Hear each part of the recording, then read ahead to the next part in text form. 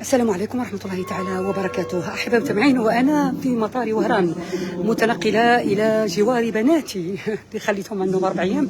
استوقفني مقال لجون أفريك اللي تقول فيه أن التقارب الجزائري الإفريقي أو تقارب الجزائر مع النيجر ما هو إلا تقارب مصلحجي كما يقول لك المصري، يعني لمصلحتها الخاصة ومن أجل إثبات يعني أنها قوة إقليمية لا غير. يعني أنا ما فهمتش أحب المتابعين، إنسان يتقرب من إنسان، يعني ندو مثل فتاة أو فتاة يتقرب من فتاة، طبعا لمصلحة يا إما بالزواج أو ربط علاقة. أتقرب دولة تتقرب من دولة، طبعا بينهم مصالح اقتصادية.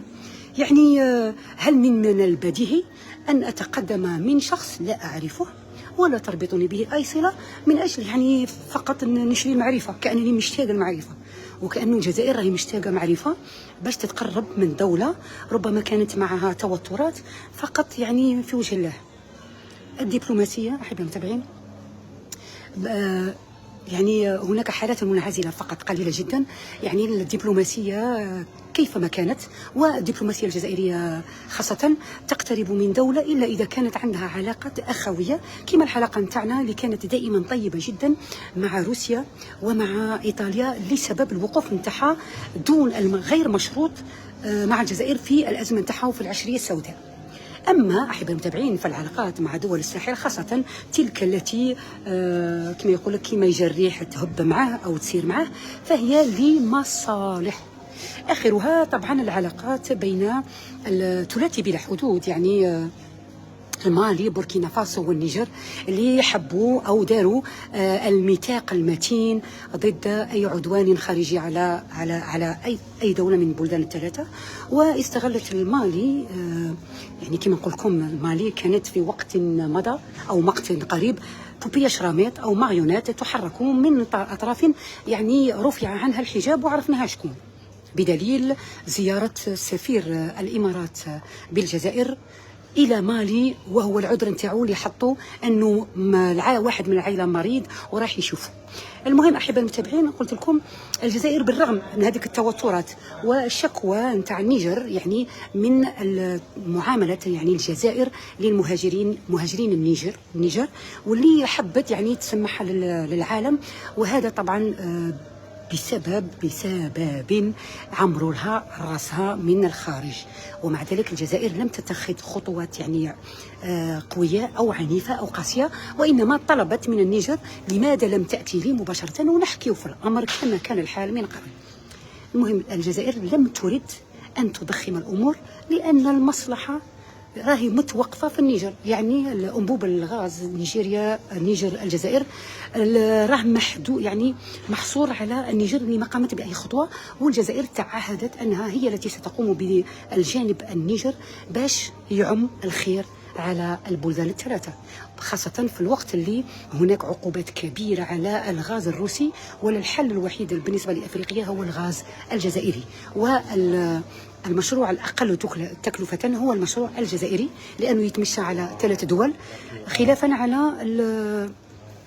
على المشروع الوهمي نتاع المغرب اللي يفوت على 13 دولة. ومن مصلحة الجزائر أنه هذيك القطعة تاع النيجر لازم تقام وتجري في أحسن الأحوال وفي ظروف أمنية، لذلك لم تضخم الأمور ولم يعني ما حبتش تدخل بوركينا فاسو والنيجر في أزمتها مع المالي التي كانت تريد أن تعوضها الجزائر على لو درون اللي شريته بالكريدي من تركيا، والآن توقفت الأمر وأصبح لها عدو آخر هو فرنسا وأمريكا. يعني رجعت للصواب تاعها وعرفت أنه البعبع الجزائري ما عادش يأكل. المهم أحب المتابعين الجزائر راهي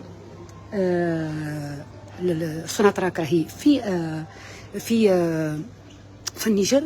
وجون أفريكا أعلمني بمعلومة كنت على بالي بها ولكنه أكدها، قال أنه المنتجات الجزائرية والغذاء الجزائري ولا مارشانديز يعني السلع الجزائرية هي أرخص الأسعار وبجودة عالية. يعني هم يفضلون السلع التي تدخل من الجزائر. صافي احنا غادي نساعدوهم في التنقيب على الغاز، وايضا السلعه نتاعنا مطلوبه وباثمان رحيمه على الجيب نتاع سكان النيجر. والرئيس الجزائري مؤخرا، يعني علاش نقول لكم الدبلوماسيه الجزائريه ماهي سهله، الرئيس الجزائري وجه رساله للجنرال لرئيس المرحله الانتقاليه بالنيجر، وطلب منه، دعاه لزياره الى الجزائر. وهذا معناته تعالى سنطبع العلاقات ونطوي الصفحه، وخلينا من المشاكل تاع الدراري وخلونا ندخلوا في مشاريع كبرى. في نفس الوقت وزير الخارجيه تاعنا الدبلوماسي ما نقولش عظيم، استغفر الله، وانما المغوار، التقى بالوزير الخارجيه تاع نيجيريا في اديس ابابا على هامش ملتقى الاتحاد الافريقي، وتناقشوا، يعني هما قالوا احنا متفقين على الامور السياسيه والامنيه والاقليميه، يعني رحنا في نفس التوجه تاع الجزائر، ونحن في صدد العمل بجديه في مشروع الانبوب الغاز العابر للصحراء. يعني الجزائر كما قال لك حبيبي ناكل ونوكل، وتحاول يعني ان تغلق كل باب يعرقل عليها مشاريعها، حتى ولو اضطررنا الى، يعني كما قال لك واحد، لا بغيت الخبزه من الكلب بوس الكلب ما فمو، راحت لي خاطر نكره هذا المثل، ولكنه ينطبق على هذه الحادثه. بما اننا نحتاجك يا نيجر، ما عليناش نصبروا عليك شويه، نهار اللي تولي تذوقي الغله نتاع الانبوب الغاز ترحمي ربك وتقولي الحمد لله ان الجزائر لم تفاقم او لم تصعد الامور وخلتنا ناكلوا معها الخبز بالعسل.